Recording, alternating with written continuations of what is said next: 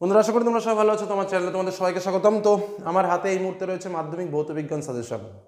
প্রত্যেকটাই রয়েছে, অর্থাৎ 2 মার্কের সাজেশনও রয়েছে এবং 3 মার্কের সাজেশনও রয়েছে। তো প্রথম এই ভিডিওতে আমরা 2 মার্কের সাজেশন সম্পর্কে আলোচনা করবো। প্রথম কথা, এই সাজেশন পেতে আমার অবস্থা খুব খারাপ হয়ে গেছে, এটা তোমাদের বলে রাখি। কারণ সায়েন্সের সাজেশন কোনো টিচার দিতে চায় না, জোর করে এই সাজেশন তৈরি করে তোমাদের সামনে তুলে ধরা। কারণ সায়েন্সের সব ইম্পর্টেন্ট, কোন কোশ্চেনকে বাদ দেবো, কোন কোশ্চেনকে ধরবো, টিচাররা ধরতে পারে না।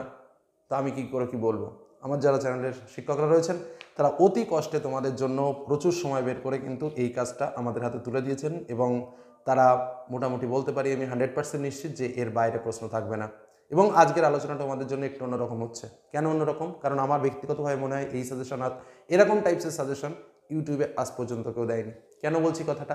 কারণ আজকের সাজেশন আমরা 100% পাওয়ার জন্যও যেমন দিচ্ছি, তেমন একটু কম নম্বর পাওয়ার জন্যও দিচ্ছি। কারণ কি, ভৌতবিজ্ঞান সাবজেক্টটাকে অনেক ছাত্রছাত্রী ভয় পায়, পড়তে ভয় পায়, বই দেখলেই ভয় পায়, যে কারণে আজকের সাজেশনটা একটু অন্যরকম। আমরা আলোচনা করব একটু অন্যরকমভাবে। ভালো ছাত্রদের জন্য একরকম টিপস, দুর্বল ছাত্রদের জন্য আর একরকম টিপস। অর্থাৎ একজন 100% পাওয়ার জন্য একটা টিপস রয়েছে, তার সঙ্গে একটু কম 60 বা 70% পাওয়ার জন্য কিন্তু একটা টিপস রয়েছে। আমি যদি 100% পেতে যাই তাহলে যে সাজেশনটা তোমাদের সামনে তুলে ধরছি, 2 মার্কের কোশ্চেন, যে চ্যাপ্টার থেকে আমাদের 2 মার্কের প্রশ্ন আসে, প্রত্যেক চ্যাপ্টারে যতগুলো করে প্রশ্ন রয়েছে সব প্রশ্নই ভালো করে রেডি করতে হবে।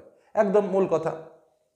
যারা একটু দুর্বল ছাত্রছাত্রী রয়েছে তাদের জন্য সব চ্যাপ্টারে গুরুত্বটা না দিলেও চলবে, সব চ্যাপ্টারের সব প্রশ্ন একদম খুব নিখুঁতভাবে না পড়লেও চলবে। সমস্ত বিষয়ের ডিটেলস আলোচনা রয়েছে। যেমন একটুখানি হিন্টস দিই, পরিবেশের জন্য যে ভাবনা, যে চ্যাপ্টারটা রয়েছে, দুর্বল এবং সবল দুজনেই কিন্তু আমার ছক্কা মারবে। গ্যাসের আচরণ, আমার অঙ্ক রয়েছে। কি অঙ্ক রয়েছে? আয়তন অনুপাতে নির্ণয়, গ্যাসের অন্তিম উষ্ণতা নির্ণয়, আয়তন প্রসারণ গুণাঙ্ক নির্ণয়। অঙ্ক করার প্রয়োজন নেই দুর্বলদের। আর যারা সবল ভাবছো তারা সমস্ত কিছুই প্র্যাকটিস করো, তার সঙ্গে যে যে প্রশ্নগুলো রেডি ইম্পর্টেন্ট রয়েছে সেগুলোও আমরা দেখে নেব। তো এরকমভাবে কোন কোন চ্যাপ্টার পড়তে হবে, কোন কোন চ্যাপ্টারকে একটু অ্যাভয়েড করা যাবে, সমস্ত টিপস কিন্তু আজকের সাজেশনের ভেতরে রয়েছে। এই জন্য বলছি এই 2 মার্কের প্রশ্নগুলো খুব ভালো করে রেডি করে ফেলো। আর এর সঙ্গে আর একটা কথা বলবো, আমাদের 3 মার্কের জন্য যে 12টা প্রশ্ন লিখতে হয়, দেখো 3 মার্কের জন্য যে 12টা প্রশ্ন লিখতে হয়, এই 2 মার্কের প্রশ্নর মধ্যে অনেক প্রশ্ন সেটা কিন্তু ওই 3 মার্কের প্রশ্নের ভেতরেও তোমরা টার্ন আউট পাবে, অর্থাৎ জয়েন্ট আকারে কিন্তু প্রশ্নগুলো পেয়ে যাবে। কারণ 3 মার্কের যে প্রশ্ন তৈরি হয় সেখানেও কিন্তু 2+1 এরকম মার্কিংয়ের প্রশ্ন রয়েছে, কি তাই তো? অতএব এই জায়গা দাঁড়িয়ে এই 2 মার্কের প্রশ্নগুলো কিন্তু তোমার কাছে ব্রহ্মাস্ত্র। আমাদের এখানে 9টি প্রশ্ন লিখতে হয়, 9টি প্রশ্ন লিখতে হয়, কিন্তু প্রশ্ন কটা আসে? আমাদের যে প্রশ্নগুলো আসে, যে 9টি প্রশ্ন লিখতে হয়, দেখা যায় যে বেশিরভাগ প্রশ্নগুলোতে অর থাকে, অর্থাৎ সব মিলে যদি আমরা দেখি প্রায় 12টা মতো প্রশ্ন আমার আসে। আমি তোমাদের বলে রাখছি, যারা একটু কঠিন পার্টটা, যে পার্টটাকে বাদ দিতে বলছি, সেই পার্টটাকে যদি বাদ দিয়েও পড়ো তাও দেখবে এই 12টার মধ্যে সব মিলে প্রায় 8-9টা প্রশ্ন তোমরা কিন্তু পেয়ে যাচ্ছ, এবং তার থেকে 2 মার্ক, প্রায় 17-18 মার্ক কিন্তু তোমার এই সাজেশনের মধ্যে খুব অল্প পরিমাণ পড়েই তুমি ক্যারি করতে পারবে। যারা দুর্বল ছাত্রছাত্রী রয়েছে তাদের ক্ষেত্রে তো এই 18 মার্ক মানে বিশাল ব্যাপার, আর যারা সবল রয়েছে বা একটু দুর্বল রয়েছে তাদের ক্ষেত্রে আমি বলবো সম্পূর্ণ সাজেশনটি পড়ে ফেলতে। চলো আর সময় নষ্ট না করে আমরা একদম মূল সাজেশন পর্বে প্রবেশ করি এবং ইম্পর্টেন্ট কী কী প্রশ্ন আছে সেগুলো দেখে নিই। ওকে, চলো সাজেশনটি দেখে নেওয়া যাক। তার আগে বলবো, যারা এখনও চ্যানেলকে সাবস্ক্রাইব করেন অবশ্যই সাবস্ক্রাইব করেন এবং বেল আইকন অবশ্যই ক্লিক করে রাখো। বন্ধুরা, তাহলে আমরা পরপর যে 2 মার্কের প্রশ্নগুলো রয়েছে সেগুলো জেনে নিই, এবং যে যে চ্যাপ্টারগুলো থেকে 2 মার্কের প্রশ্ন আসবে সেই চ্যাপ্টারগুলোর দিকে আমরা বেশি পরিমাণে নজর দিয়ে সেই প্রশ্নগুলোই ভালো করে দেখব, এবং এই আলোচনার মধ্যে যে কিছু টিপস রয়েছে সেগুলো অবশ্যই শেয়ার করব। প্রথম যে চ্যাপ্টার আমাদের পরিবেশের জন্য ভাবনা, মনে রাখবে এই চ্যাপ্টার থেকে প্রশ্ন কিন্তু আমাদের আসবেই, এবং এই কটা প্রশ্নের মধ্যে আমাদের কিন্তু প্রশ্নের উত্তর লিখতেই হবে, এবং আমরা কিন্তু এখান থেকে 2 মার্কের প্রশ্ন একটা ইজিলি পাবো, এবং আমরা এই ফুল মার্কসটাই অর্জন করবো। এরকমভাবে ছোট ছোট 2টো প্রশ্ন কিন্তু আমরা এখান থেকে পেয়ে যাব। তো কি কি প্রশ্ন রয়েছে? স্থিতিশীল উন্নয়ন বলতে কি বোঝো? আদর্শ জ্বালানির বৈশিষ্ট্যগুলো কি কি? মিথেন হাইড্রেট কি? স্থিতিশীল উন্নয়নের মূল উদ্দেশ্যগুলি ব্যাখ্যা করো। অতিবেগুনি রশ্মি কিভাবে ওজোন গ্যাসের ক্ষতি করে? গ্লোবাল ওয়ার্মিং কি? গ্লোবাল ওয়ার্মিং এর প্রভাব আলোচনা করো। গ্রিন হাউস প্রভাব বলতে কি বোঝো? সিএফসি কিভাবে ওজোন স্তরের ক্ষতি করে? পরিবেশে ওজোন স্তরের ভূমিকা কি? জীবাশ্ম জ্বালানি বলতে কি বোঝো? বায়োফুয়েল বলতে কি বোঝো? এই কটা প্রশ্ন কিন্তু তোমাকে পড়তেই হবে এবং ভালো মার্কস তোমার এখান থেকে ক্যারি করতেই হবে। আর যারা দুর্বল ছাত্রছাত্রী তাদের জন্য কিন্তু এই চ্যাপ্টার ব্রহ্মাস্ত্র বলে রাখছি আমি। যে যে চ্যাপ্টারগুলো দুর্বল ছাত্রছাত্রীদের জন্য সেটা কিন্তু বলে রাখলাম। যেমন দ্বিতীয় চ্যাপ্টার গ্যাসের আচরণ, যারা সারা বছর ঠিকঠাকভাবে পড়াশোনা করনি তাদের পক্ষে এটা এখন রেডি করাটা খুবই টাফ ব্যাপার। কারণ কি? কারণ এখানে দেখো আয়তনের অনুপাত নির্ণয়, গ্যাসের অন্তিম উষ্ণতা নির্ণয়, আয়তন প্রসারণ গুণাঙ্ক নির্ণয়, গ্যাসের আয়তন নির্ণয় বিষয়ক যে অঙ্কগুলো রয়েছে, এই অঙ্কগুলো এই মুহূর্তে অল্প সময়ের মধ্যে শিখে নেওয়া কিন্তু যথেষ্ট চাপের, যে জন্য তাদের বলবো যে তারা এই পার্টটাকে অ্যাভয়েড করবে। আর যারা সারা বছর ভালো করে পড়েছো তারা এই পার্টটার উপর অবশ্যই বেশি করে প্র্যাকটিস করবে। কিন্তু নিচের দিকে যে পার্টের প্রশ্নগুলো দিচ্ছি, যেমন চার্লসের সূত্র, বয়েলের সূত্র, প্রমাণচাপ কাকে বলে, অ্যাভোগাড্রোর সূত্র কি, শীতকাল অপেক্ষা বর্ষাকালের বায়ু শুষ্ক হয় কেন, পরম উষ্ণতার পরম স্কেল এবং পরম শূন্য উষ্ণতা বলতে কি বোঝো, সার্বজনীন গ্যাস ধ্রুবকের মাত্রা কত, এইটুকু যে প্রশ্ন, অর্থাৎ এইখান থেকে এই প্রশ্ন, গ্যাসের আয়তন থেকে এই প্রশ্নটুকু ভালো করে রেডি করো, কারণ এখান থেকেও কিন্তু আমরা প্রশ্ন একটা কমন পাবো। কি বললাম বোঝা গেল? নেক্সট আমরা চলে আসবো আলো। আলো চ্যাপ্টারটা কিন্তু সকলের জন্য খুব ইম্পর্টেন্ট এবং এখান থেকে ফুল মার্কস আমাকে ক্যারি করতেই হবে। তো কি কি রয়েছে প্রশ্নগুলো একটু দেখে নেওয়া যাক। উত্তল দর্পণ ও অবতল দর্পণ বলতে কি বোঝো, প্রতিসারাঙ্ক নির্ণয়ের অঙ্ক, এটা কিন্তু তোমাকে শিখতে হবে, এটা কিন্তু প্র্যাকটিস করতে হবে। এই পার্টটাকে যারা দুর্বল, কখনো প্র্যাকটিস করেনি, তারা এই সময় আর অঙ্ক ঠঙ্ক করার তাদের আমি কথা বলবো না, কারণ এখন ওই করতে গেলে কিছুই করতে পারবে না, বরঞ্চ রেজাল্টটা খারাপ হয়ে যাবে। আচ্ছা, গোলীয় দর্পণে মুখ্য ফোকাস কাকে বলে, কোনো মাধ্যমে পরম প্রতিসরাঙ্ক কাকে বলে, মাধ্যমের আপাত প্রতিসরাঙ্ক কি, দলীয় দর্পণের রৈখিক উন্মেষ ও কৌণিক উন্মেষ কাকে বলে, উপাক্ষীয় রশ্মি ও প্রান্তীয় রশ্মি কাকে বলে, উত্তল এবং অবতল দর্পণের ব্যবহার কি, উত্তল লেন্সের আলোক কেন্দ্র বলতে কি বোঝো, লেন্সের ফোকাস দৈর্ঘ্য কোন কোন বিষয়ের উপর নির্ভরশীল, দীর্ঘদৃষ্টির কারণ ও তার প্রতিকার আলোচনা করো, প্রিজমের প্রতিসরাঙ্ক আলোর বর্ণের উপর কিভাবে নির্ভরশীল, দিনের বেলায় আকাশ নীল দেখায় কেন। এবার আসবো আমরা চলতড়িৎ থেকে ইম্পর্টেন্ট প্রশ্ন। কি কি প্রশ্ন? চলতড়িৎ বল ও বিভব প্রবেশের পার্থক্য লেখো। দেখো আমি যেটা বললাম, এই চ্যাপ্টারটা কিন্তু দুর্বল এবং স্বাভাবিক যারা রয়েছে সকলের জন্য ইম্পর্টেন্ট। আলো, পরিবেশের জন্য ভাবনা, আমি কিন্তু এমনভাবে সাজেশনটা তোমাদের সামনে শেয়ার করছি যাতে করে তোমরা প্রত্যেকেই একটা ভালো কিছু করতে পারো। নেক্সট আমরা যে চ্যাপ্টারটা যাব সেটা হচ্ছে চলতড়িৎ। তো কি লিখবে দেখো, চলতড়িৎ বল ও বিভব প্রবেশের পার্থক্য। দেখো, ওহমের সূত্র আপেক্ষিক রোধ বা রোধাঙ্ক কাকে বলে, তড়িৎ বিভব কাকে বলে, কুলম্বের সূত্র, কোষের তড়িৎচালক বল কাকে বলে, অর্ধপরিবাহী পদার্থ কাকে বলে, ওয়ান বোর্ড বলতে কি বোঝো, ফ্লেমিং এর বামহস্ত নিয়ম সন্তরণের নিয়মটি বিবৃতি করো, আর বার্লো চক্রের ঘূর্ণন কোন কোন বিষয়ের উপর নির্ভর করা সম্ভব। তো এই চলতড়িৎ থেকে কটা প্রশ্ন পড়াটা যে খুব একটা কঠিন ব্যাপার সেটা কিন্তু নয়, এটা কিন্তু মাথায় রাখবে। নেক্সট, পর্যায় সারণী ও মৌলদের ধর্মের পর্যায়বৃত্ততা। এখান থেকে আমি যেটা তোমাদের বলবো, যারা দুর্বল ছাত্রছাত্রী আছো তারা কিন্তু এখান থেকে সমস্ত প্রশ্ন পড়তে একটু কষ্ট হয়ে যাবে, যে কটা পারবে সে কটা পড়বে।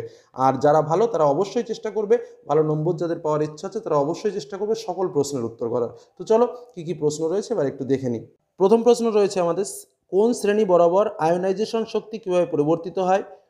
তারপরেরটা হচ্ছে ডেনোরাই নারের ত্রয়ী সূত্রটি বিবৃতি করো, সন্ধিগত মৌল কাকে বলে উদাহরণ দাও, নিউল্যান্ডের অষ্টক সূত্রটি বিবৃতি করো, ইউরেনিয়ামত্বের মৌল বলতে কি বোঝো, আদর্শ মৌল বা প্রতিনিধি মৌল বলতে কি বোঝো, ত্রয়ী মৌল বলতে কি বোঝো, এবং তড়িৎ ঋণাত্মকতার মান কোন কোন বিষয়ের উপর নির্ভরশীল। জাস্ট এই কটা প্রশ্ন রয়েছে পর্যায় সারণী এবং পর্যায়দের মৌলদের ধর্মের পর্যাবৃত্ততার জন্য থেকে 2 মার্কের প্রশ্ন। অতএব বুঝতেই পারছো যে খুবই কম সংখ্যক প্রশ্ন দিয়ে কিন্তু টোটাল সাজেশনটিকে সাজানো হয়েছে। তো চলো আর যে চ্যাপ্টার থেকে আমাদের 2 মার্কের প্রশ্ন আসে সেই প্রশ্নগুলো একটু দেখে নেওয়া যাক।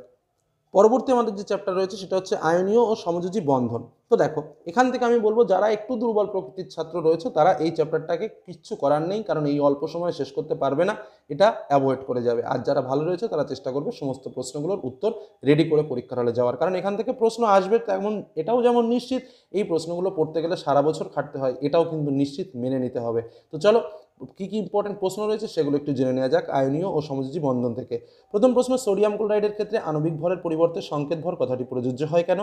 CaH2 Na2O, তারপর হচ্ছে MgCl2 অণুগুলোর ইলেকট্রন ডট গঠন দেখাও। তড়িৎযোজ্যতা বলতে কি বোঝো, আয়নীয় বন্ধন ও তড়িৎযোজী বন্ধন গঠনের ক্ষেত্রে বিজ্ঞানী কোষের সম্ভাবনাগুলি ব্যক্ত করো। আয়নীয় যৌগ সৃষ্টি আবার শর্ত কি, সমযোজ্যতা বলতে কি বোঝো।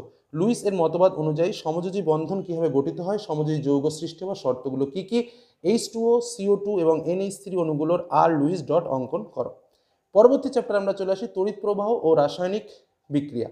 তো এখানে জাস্ট 3-4টে প্রশ্ন আছে, আমি বলবো এই 3-4টে প্রশ্নকে অবশ্যই ভালো করে পড়ো, কারণ এখান থেকে প্রশ্ন আমরা পরীক্ষাতে পাবোই। প্রথম প্রশ্ন রয়েছে তড়িৎ বিশ্লেষ্য বলতে কি বোঝো, তড়িৎ লেপন বলতে কি বোঝো, গাঢ় সালফিউরিক অ্যাসিডের চেয়ে লঘু সালফিউরিক অ্যাসিড বেশি পরিমাণে তড়িৎ পরিবহন করে কেন। এবং আরেকটা প্রশ্ন রয়েছে পিটি তড়িৎদ্বার ব্যবহার করে CuSO4 এর জলীয় দ্রবণে তড়িৎ বিশ্লেষণে অ্যানোড অক্সিজেন গ্যাস উৎপন্ন হয় কেন। বোঝা গেল কি বললাম। তো এই দুটো পার্ট কিন্তু ভালো করে পড়ো, প্রত্যেকেই পড়ো, কারণ দুটো প্রশ্ন একটু কষ্ট হলেও পড়ে রাখা ভালো। পরবর্তী আমাদের যে চ্যাপ্টার যেখান থেকে আমাদের 2 মার্কের প্রশ্ন আসবে সেটা হলো পরীক্ষাগার ও রাসায়নিক শিল্পে অজৈব রসায়ন।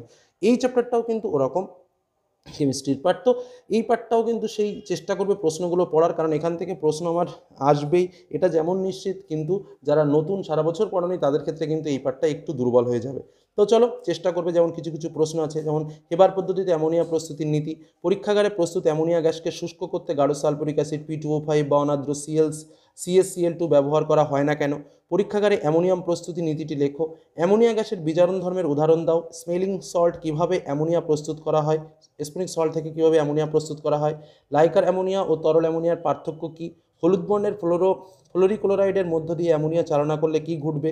নেস্টার বিকারকের সাহায্যে কীভাবে অ্যামোনিয়া গ্যাস শনাক্ত করবে?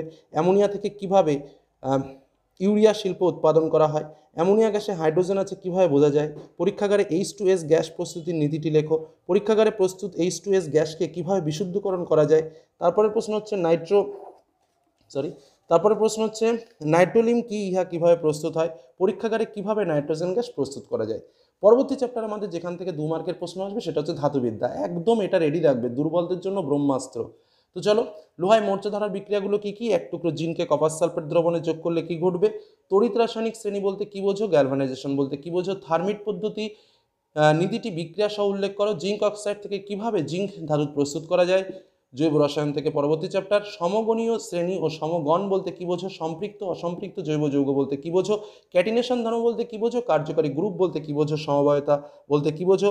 ডিনেচার্ড স্পিরিট কি? ইথিলিনের সাথে ব্রোমিনের বিক্রিয়া উল্লেখ করে ইথিলিন থেকে কিভাবে পলিথিন প্রস্তুত করা হয় লেখো। এই চ্যাপ্টারটাও কিন্তু দুর্বলরা অবশ্যই ভালো করে পড়বে, আর সবলরা তো অবশ্যই পড়বে। তো আমি আজ সাজেশনটি তোমাদের সামনে এমনভাবেই তুলে ধরলাম, যারা ভালো তারা আমি আশা করছি এই সাজেশন থেকে হুবহু তোমরা আমাদের যে 12টি প্রশ্ন লিখতে হয় 12টি প্রশ্নই কমন পাবে। 1 নম্বর কথা। 2 নম্বর কথা তোমাদের সামনে যেটা বলবো, যারা দুর্বল, যে 2-3টে চ্যাপ্টারকে আমি অ্যাভয়েড করলাম, সেই 2-3টে চ্যাপ্টার যদি আমি বাদও দিই, তাও কিন্তু আমি এখান থেকে নর্মালি 8টা থেকে 9টা প্রশ্ন কমন পাবো। তো 9টা প্রশ্ন কমন পাওয়া মানে হচ্ছে আমার 18টা মার্ক কিন্তু আমি শুধু 2 মার্কের প্রশ্ন পেয়ে গেলাম। তো এই কারণে আমি যে কটা প্রশ্ন বললাম সে কটা প্রশ্নকে অ্যাভয়েড করো না, চেষ্টা করবে সম্পূর্ণ সাজেশনটাকে কমপ্লিট করার, তাহলে কিন্তু অবশ্যই ভালো করবে। আর যে টিপসগুলো বললাম এই টিপসগুলো কিন্তু মারাত্মক কাজে লাগবে। জাস্ট একটু বইটা খোলো, একটু চ্যাপ্টার ভিত্তিক প্রশ্নগুলো দাগিয়ে ঝপাঝপ করে পড়ে ফেলো, দেখবে পরীক্ষার হলে মজা পাবে। এটুকু বলে আজকের আলোচনা শেষ করলাম। জাস্ট অপেক্ষা করো, কিছুক্ষণের মধ্যেই তোমাদের জন্য আমি 3 মার্কের যে প্রশ্ন সেট রয়েছে সেগুলো শেয়ার করে দেবো। তো চলো আজকের মধ্যে এখানে শেষ করলাম। সকলে ভালো থেকো, সুস্থ থেকো, সাবধানে থেকো। ধন্যবাদ।